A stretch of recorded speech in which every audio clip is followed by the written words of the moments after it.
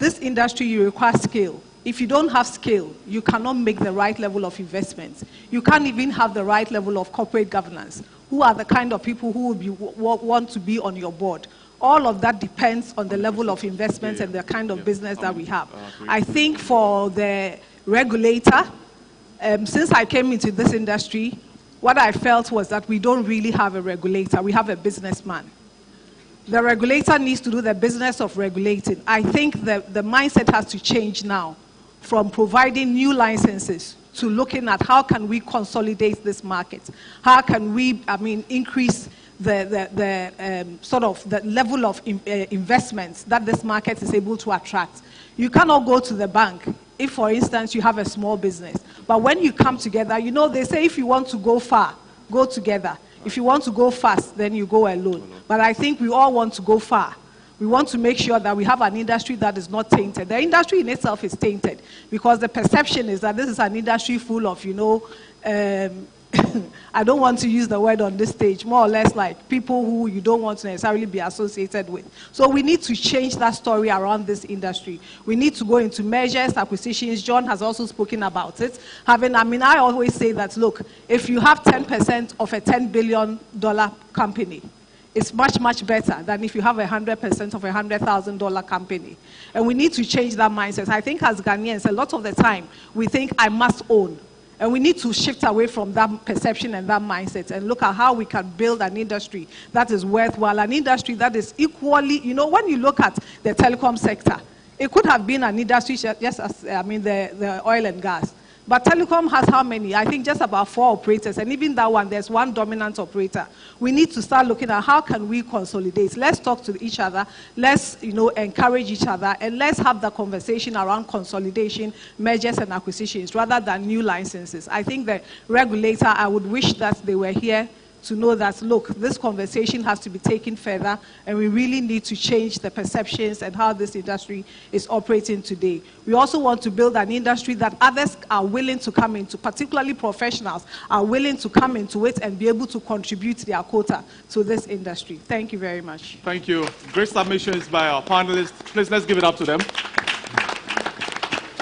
So quickly, we're going to take only 3 questions. 2 ladies and a gentleman. I'm sorry, I'm just being intentionally biased. Where do you want to go? The lady in red. Lady in red, okay. Good afternoon. My name is Bernadine Aram. I don't know who this question goes to, but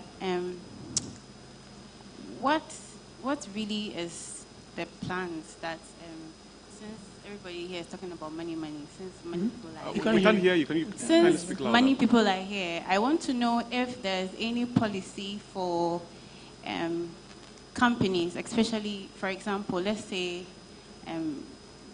the company where I work is a storage facilities. And I want to know if these companies have like policies for employees where I spend a certain number of years in the industry, and obviously this industry is a high-risk industry.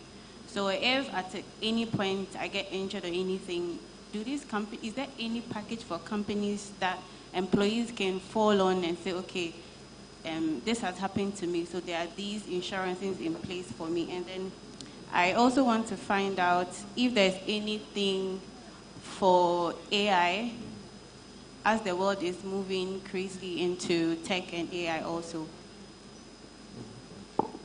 Yeah, I think we should allow our panelists to address the... You want to do that one after the other? Yeah, absolutely, one after the other. Okay, all right. I think the first question has got to do with insurance. Yeah, right? so, yeah. So thank you very much for your question. You are talking about when employees get injured in the course of their work. There is insurance that we call employer's liability or workmen's compensation insurance. And I know in this room we have some insurers and brokers among us here. Whether I can see them by hand. You can raise your hand, and then we can talk to any of your insurers. But what I want to say is that there is insurance that addresses any injury, death that these ones suffer in the course of their employment. So there is insurance for that. The insurers in the room, can you raise your hand so that she can see you and perhaps clarify what the product may be? Okay, so there's a hand at the back. I see 2 hands. So you can connect with them after. Yeah. I can see Comrade too. So another lady, then we'll take a gentleman. The lady. Do you want to go here or there? No, this side. All right, okay. Thank you. Rachel here from Petrosol Platinum. So my question, it's to the GBA CEO. If you go to Nigeria, you realize that even for people who have not been to school, they are able to use the POS system, reducing cash transactions in the system. You come to Ghana and it's just the elite who are able to utilize such machines. So do you have a plan to roll this out and to educate people properly so that we can reduce the level of cash in the system? Because some of these theft issues in our system as a result of too much cash in our system. So if you're able to make people who have not been to school have the ability to utilize these systems, I think it's going to help. So do you have any plan to roll out something to educate people? Yes, John. You may want to address that. Yeah, digital financial services is actually the future of banking. Banking is moving into an arena where the customer is their own banker. So banks, each of the 23 mainstream banks that we have, you talk to them and you will find that they have clear strategy on digital financial transition. Obviously, as you said, the takeoff has been a bit slow, but in the last 2 years, you've seen some significant growth in movement of traffic from the banking hall to other banking channels or platforms.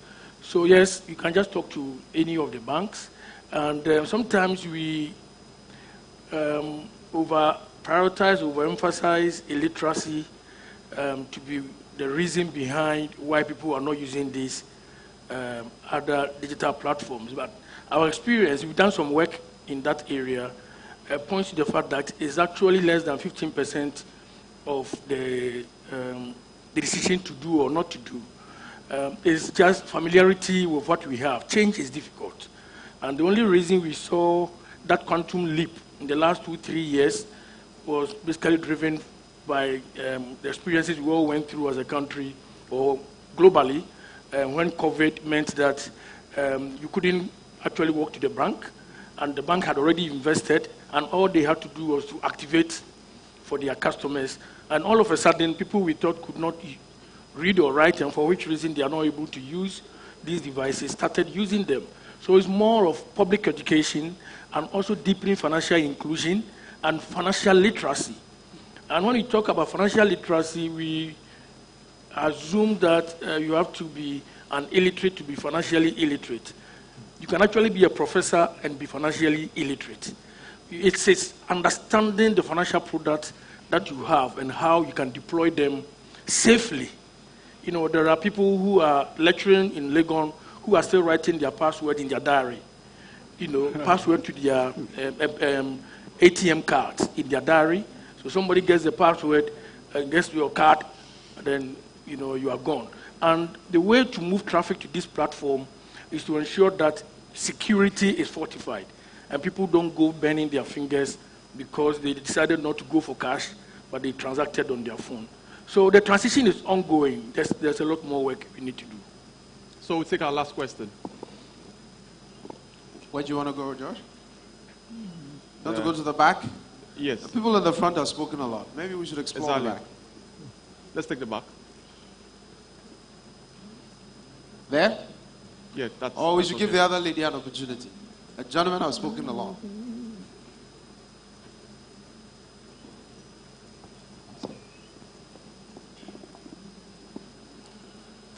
Thank you. My name is Eben. I work with Star Oil. I think I'm leveraging on a question, submission from Dennis. And my question goes to Mr. John. Sorry, I just want to give a basis to why I'm asking this question. and I'm also using the analogy of what they call it, moderator, using a zoo company, and then it's possible. And I'm assuming that a zoo has established indeed a fuel station at Tontokrum, like he said. And you actually, it's possible he's a bank, and then it's possible as part of their loan agreement to who says that, a restrictive covenant, I'll be collecting all your cash on your behalf. And you also made mention that you don't want any allergy picking cash from the station, and then send it to a funeral ground. Here is a case that you want to have an assurance that the cash is not going out. And we are aware, I'm sure everybody here present is aware that when you leave cash at our outlets, for some reasons, you employ the individual, you go through all the control procedures. The person might have brought in a guarantor form, everything, all the things that you need to do, you've done. The person can take the money anyway, and you activate all the processes. We don't want to activate the process after the money is gone.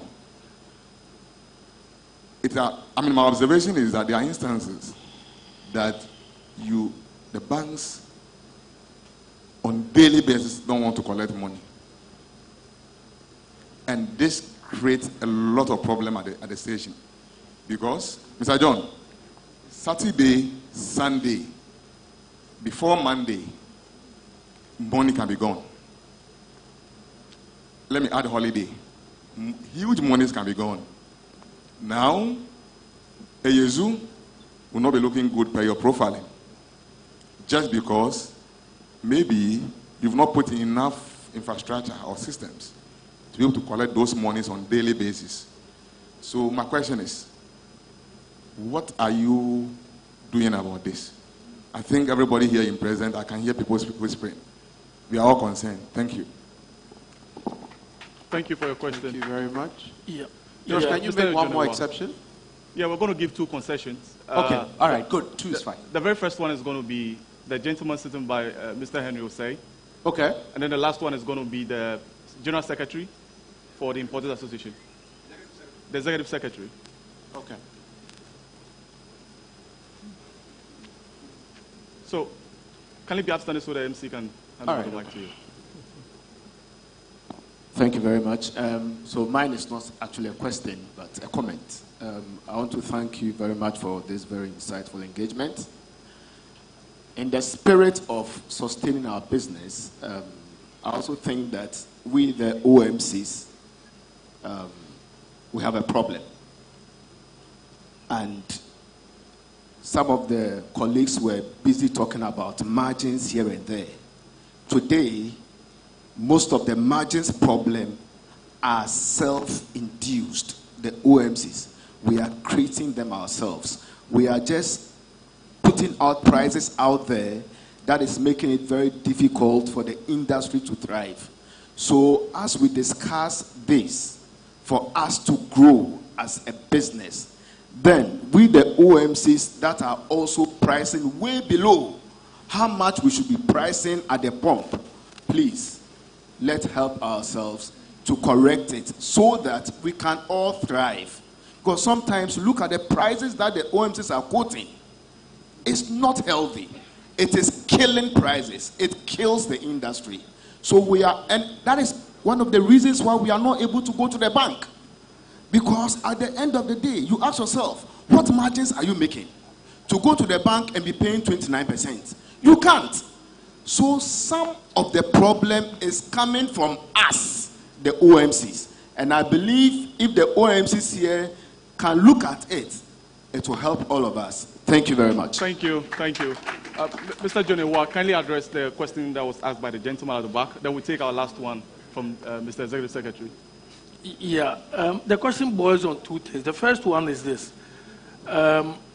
Unlike what the banks used to do before, not too long ago, because of the experiences we've had with robberies and some of the instances, fatalities involved. You know, we have a new regime for movement of cash.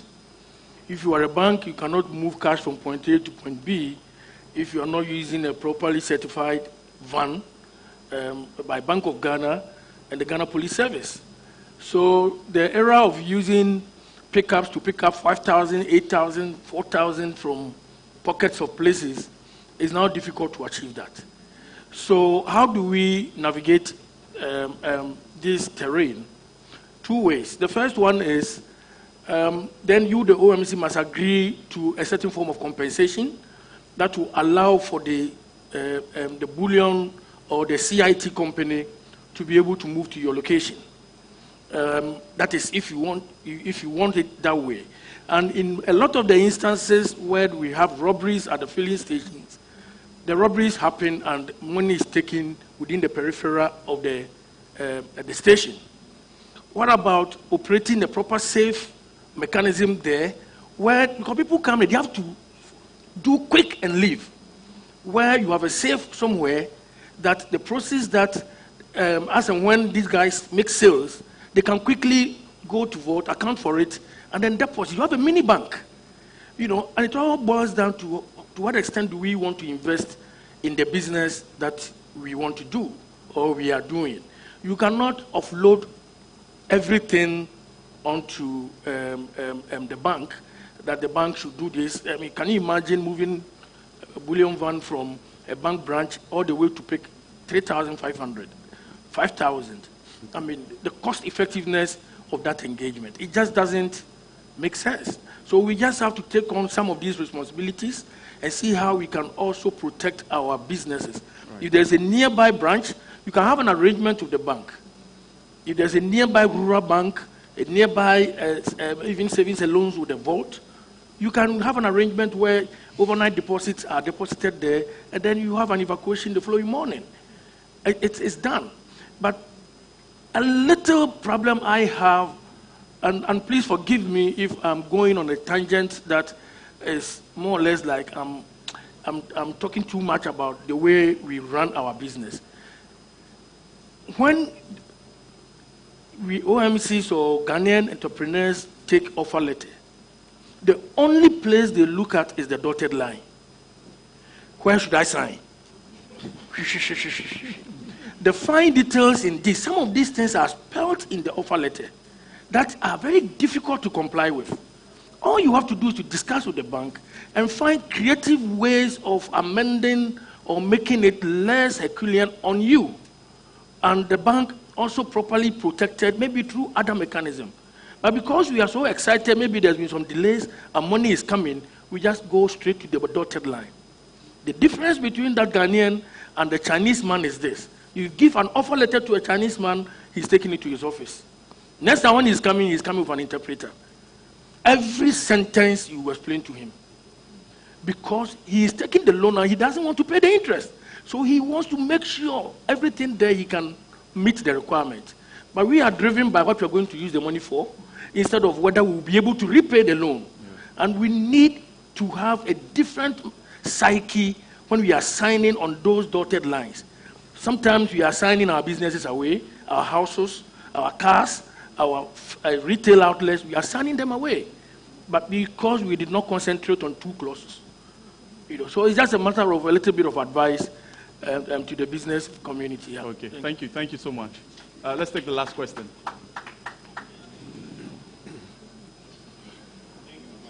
Mine is not going to be a question, but just to add to what Mr. Charles addressed, the young lady who asked about employees' workmanship compensation. I strongly believe that in this hall it's loaded with directors of various companies. And so the appeal should be directors should take the opportunity to buy into those policies that you were trying to sell to them. So that because this is highly risky. And so as when there's casualties, instead of them to fall into companies' fund, they can really fall into the insurance that you pick to cover their employees. And premiums will not be huge as much as if you have to cough it out from your own coffers. That should be the appeal. The other aspect that I have observed since in the morning, I don't know about yesterday, I wasn't here yesterday, I strongly believe that there are so many challenges when it comes to the OMCs with tax authorities. And so I was thinking that at least organization like this, you should have the tax people, whether the customs or they were here yesterday. Okay, thank you very much. Then I'll rest my case. Thank you. Thank you. Thank you. Thank you very much. Thank you.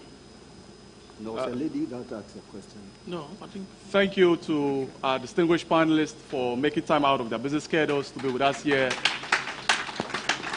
Please, if we are doing it, let's do it better.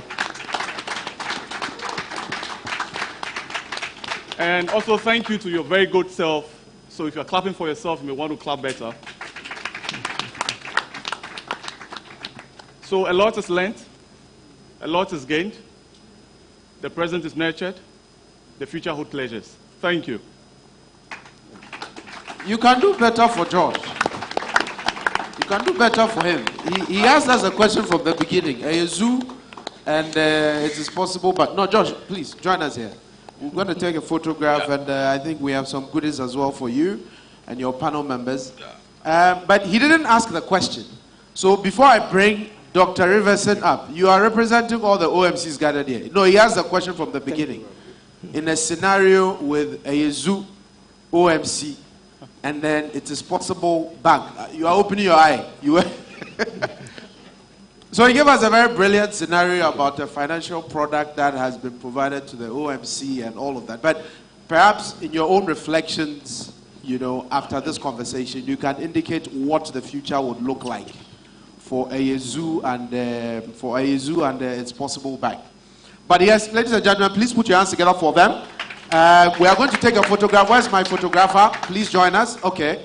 Let's be upstanding, take this photograph to commemorate this discussion. I know Mr. Iwa has been in a very hot seat, you know, with a lot of questions thrown at you, but it's been progressive so far. Yeah, okay. Yeah, sure, that's okay.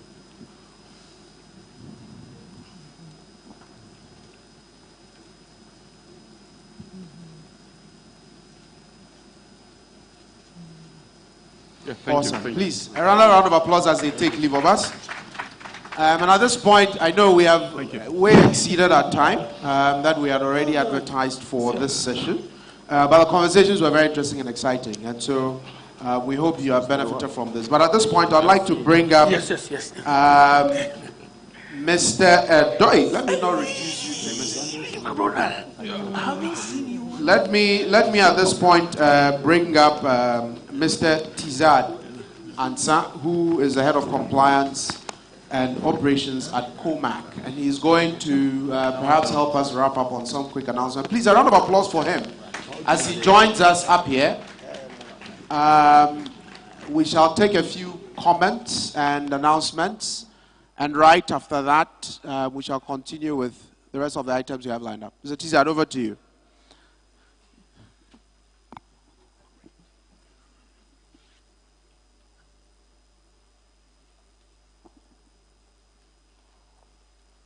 Good afternoon, everyone.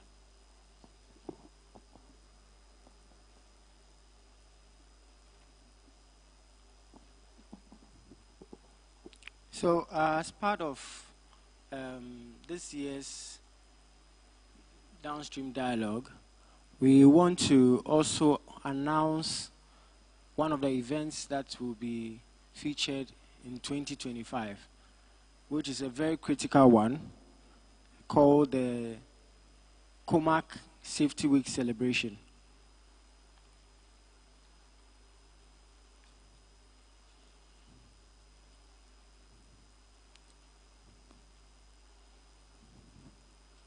So this year's Safety Week celebration is with a theme, building a culture of safety, every action counts.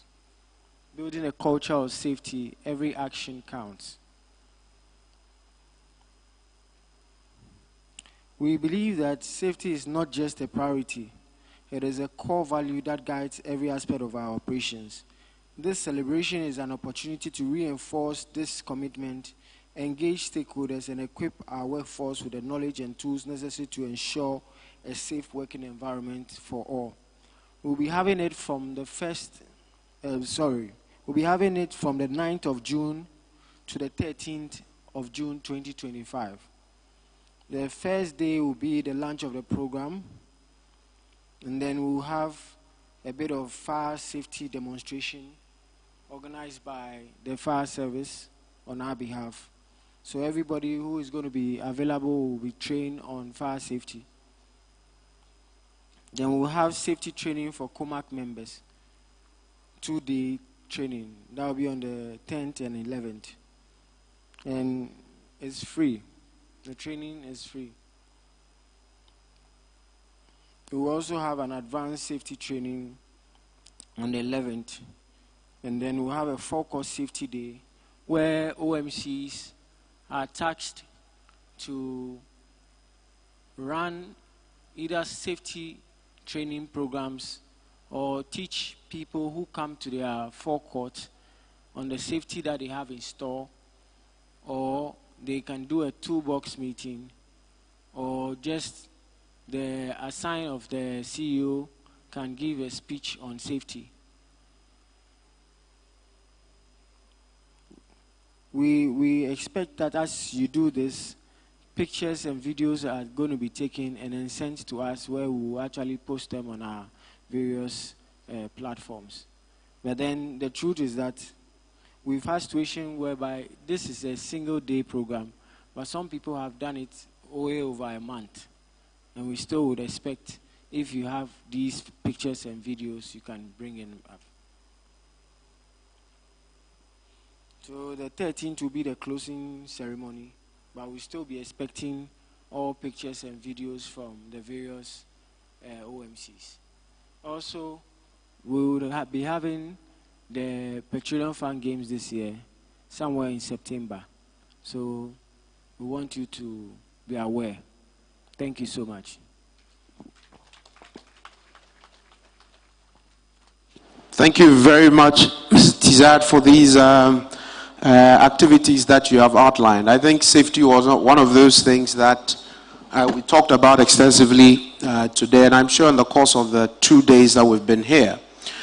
All but too soon, we appear to be getting to the end of our conversation for today.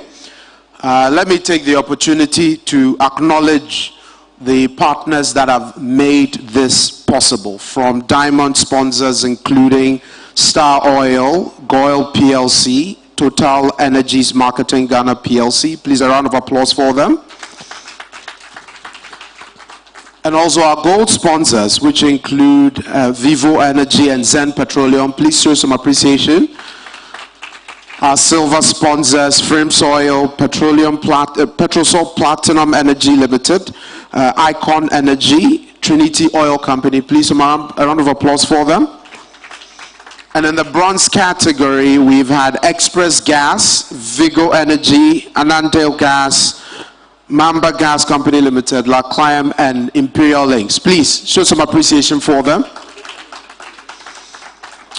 And at this point, we started off by, I'm sure, yesterday, bringing different stakeholders together, from the ministry to different actors, to have this 2-day discussion. It is only befitting that as we are getting to the end, we get some remarks from the boss of COMAC, and that is in the person of Dr. Riverson Upon. Please, a round of applause for him. Today he looks very casual because he came to do business with bankers and financiers. But Doc, over to you. Thank you. All right. I won't stand in between your lunch and closing. I know we are way behind time, but I think it's very important that I make certain remarks. I've received calls from my own members, and some of them are worried about the fact that we are advocating reducing the numbers of the OMCs. I want to state it clearly here that I'm not against any of my members, as the call seemed to be. Because if anything at all, I should be the one to fight for my members. And I'm doing that wholeheartedly. But managing over 200 oil marketing companies and LPG marketing companies is too much. So, like we discussed, if we need to call for synergy,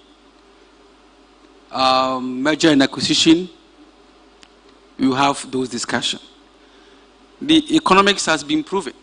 You cannot survive with 7 stations. You cannot. Unless you're doing something else. You understand? So I'm putting on record today that I'm not against whether it's a Yazoo Petroleum or Eza Petroleum, nobody. I'm not fighting for individual members. I'm fighting for the industry. Okay? That is why I'm very pleased that I don't only have the title of a CEO, but an industry coordinator. So I'm not an oil marketing coordinator. For you to feel that I'm supporting a particular category of people. Okay? We've discussed at length from yesterday to today the importance of the industry, or let me say the sector, as far as the downstream is concerned, by acknowledging our imports into the GDP of the country, way above 8.5%. And like I always say, our impact on GDP is 2 times that of upstream. So the same respect we have for upstream, we also demand the same respect.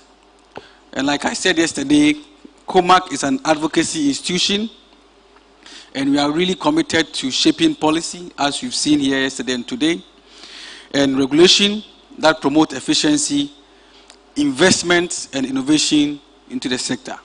So today, the last panel spoke about financing.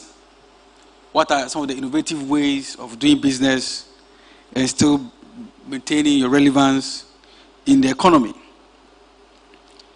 Today we discuss HSC on quality control measures, and I believe all the panels that have been held this week, last yesterday and today, have been very key. But quality is of an essence, and safety measures is always a key. I do want to be proactive, or want to prevent the accident or the incident from happening. And that is why we've called back the safety week to go much more into safety measures to buffer the discussion. Risk diversification. OMC should allow interested investors to hold shares, helping to expand operations while spreading financial risk. That's an excellent pickup for today. And like I said yesterday, it's only in Ghana, and not only Africa, that everybody wants to be seen as a CEO holding 100% shares and going to the bedroom and not able to sleep. Debt is very expensive. I'll be glad to give my friends and my colleagues shares in my business, and we all share the risk, than being 100% and going to suffer at night. Risk sharing for growth. Collaboration between OMCs and financial institutions can lead to greater financial achievement through share of risk, like I said. And I indeed, this is the kind of conversation we're going to take from here, especially those that are not performing well. All right? I think it's time we have a dialogue, even within ourselves. And the regulator will see us as a serious institution. So let's regulate ourselves as members of COMAC, the Chamber of Oil Marketing Companies and LPG MCs. And then I believe when we throw out our way to the regulators, not being only MPA, EPA, and the rest, I believe that they will listen to us. So I will not talk so much, but I'm sure some of you have already started the cake. It's the birthday of a colleague. Mr. Duncan, can you please come? Board chair, please join us. Let's cut this cake. I wish I could sing, but my voice, if I sing, you all run away. So we got the memo in time, so the cake was ordered. Let's cut it quickly. The board chair will give his closing remarks. How old are you?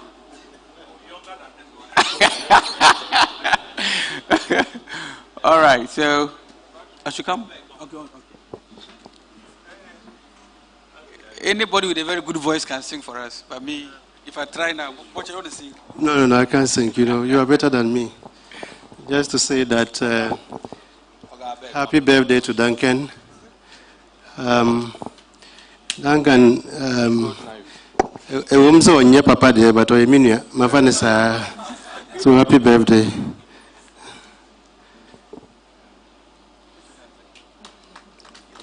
Okay. Happy birthday, Duncan.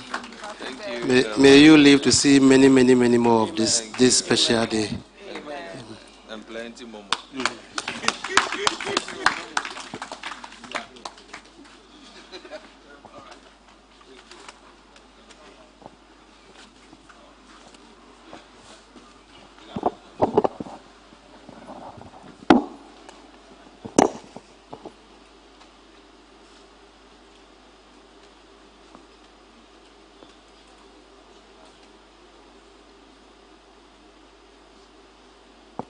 Okay, good afternoon once again. Like the CEO says, we already overrun our time, so I don't want to keep you here with any long speech. But before I begin my official closing remarks, let me make a few recognitions. I want to congratulate the Chief Executive, the Industry Coordinator, Dr. Rivesinopon and his team for putting this together.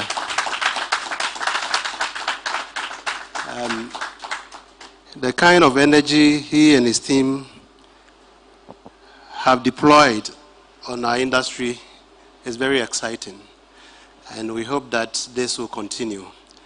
So Rivesin, I call him the small boy doctor. Congratulations and thank you very much for being there for COMAC. I also want to say a very big thank you to my senior colleagues, my board members, for the support that they've given me as chair, for all of us to back the CEO and his team to ensure that he puts this and other programs together for the success of COMAC. We are grateful. My third appreciation also goes to our past board chairman. Brent is here. He used to be our chairman. Mr. Blagoji is also here. He's a member of our Council of Elders. And of course, our immediate past chairman, Mr. William Terrier, the man who can go to London and look for a job with his father's CV. Let's clap for him. He bears the same name with his father. So he saw an advertisement for employment, and his father is an academician. He's attended a lot of schools, and when he checked the requirements of the job, it really fit his father's CV. So he went for an interview. He was given the job. He worked enjoyed a very hefty salary for about a year, right? And then he got hint that he was going to be arrested, so he ran away to Ghana and started Zen Petroleum. Anyway, so thank you very much. And the biggest thanks goes to our general membership for your support. In fact, you are the one who have really energized us to come this far. I can only say that this is just the beginning of many, many, many, many things to come.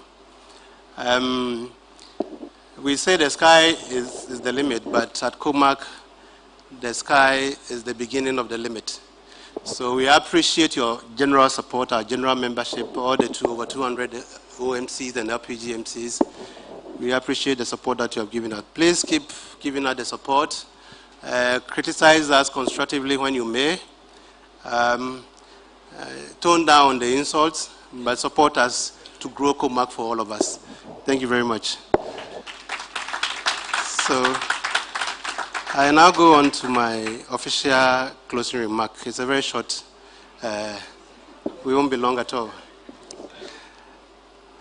As we draw this inaugural COMAC Downstream dialogue to a close, I am filled with deep sense of optimism and determination.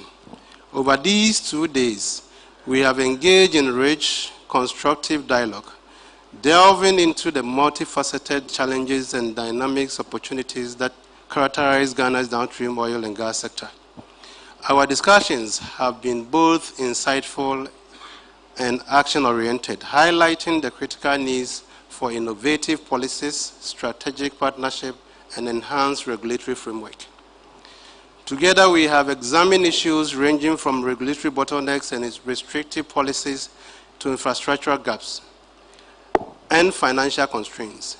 More importantly, we have identified pathways to overcome these challenges, pathways that leverage collaboration, innovation, and strategic thinking to transform our sector for the better. In recognition of the valuable resolution and recommendations emerging from our dialogue, I am pleased to announce that the comprehensive white paper will be prepared. This document will encapsulate our discussions, resolutions, and propose actionable strategies, serving as a roadmap for the downstream industry in future. We will forward this white paper to our regulators, our regulatory partners, and the Ministry of Energy and Green Transition, with the aim of catalyzing policy reforms and collaborative initiatives that will drive sustainable growth and elevate industry standards. I would like to express my sincere gratitude to each of us for your active participation, insightful contribution, and unwavering commitment to the progress of our industry. Your expertise and willingness to engage in this dialogue are the bedrock upon which we will build a more resilient, efficient, and dynamic downstream oil and gas sector. Let this dialogue be a spark that ignites transformative change, an enduring legacy that will guide our collective effort towards a brighter, more sustainable future for the Ghana energy landscape. Thank you once again for your invaluable support and collaboration. Together, we will chart a course for progress and prosperity in our sector. Thank you very much.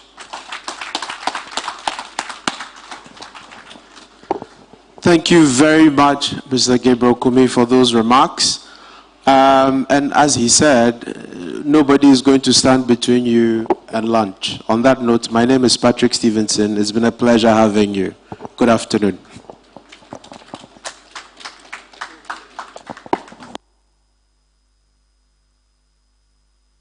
Experience the convenience of a cash the Star Card and earn cashback and bonus points offers on your fuel purchases. Visit any of our stations nationwide, go to our website, or simply send "interested" to our WhatsApp numbers to receive your card within 1 week. It's that easy. Star Oil, quality and affordable fuels for all.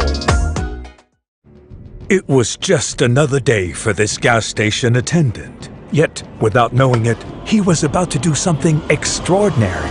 Total Energies introduces Excellium New Formula, the additive-enriched fuel that cleans your engine to protect it and extend its life. Say, Mr. Voiceover, did you forget to mention that Excellium New Formula also helps lower fuel consumption? Oh, yes, indeed. Well, it's important to be clear and precise. Sorry. So, Excellium New Formula also lowers your vehicle's fuel consumption thanks to the cumulative effect of its anti-corrosion, anti-wear, and detergent additives. There you go. That says it all.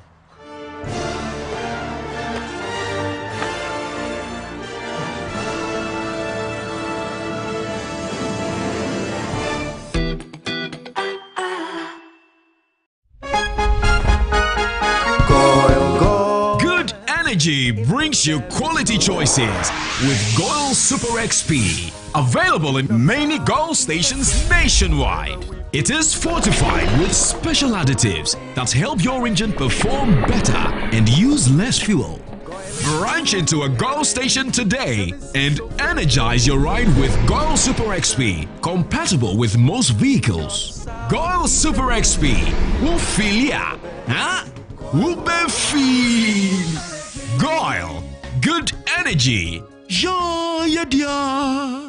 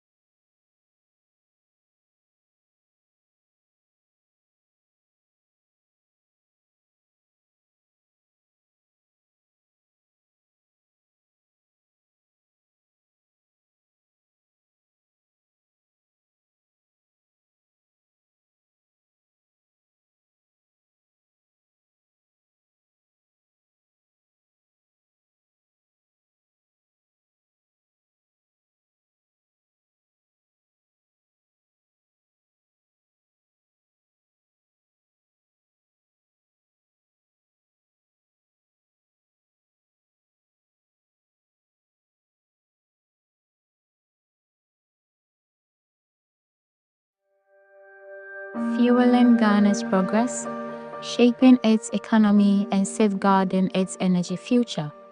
This is the story of the Association of Oil Marketing Companies. With over 196 members from petroleum and LPG companies across the nation, the association represents the backbone of Ghana's oil marketing industry. The OMC, as we know it today, was registered in 2003. That was when it became a legal entity that can be sued and can sue and had an office. And has existed as such till now. But then it had a history. Before the birth of what we call the AOMC, there was the meetings, normal annual meetings of chief executives or MDs of the oil marketing companies. And they used to call that industry meetings.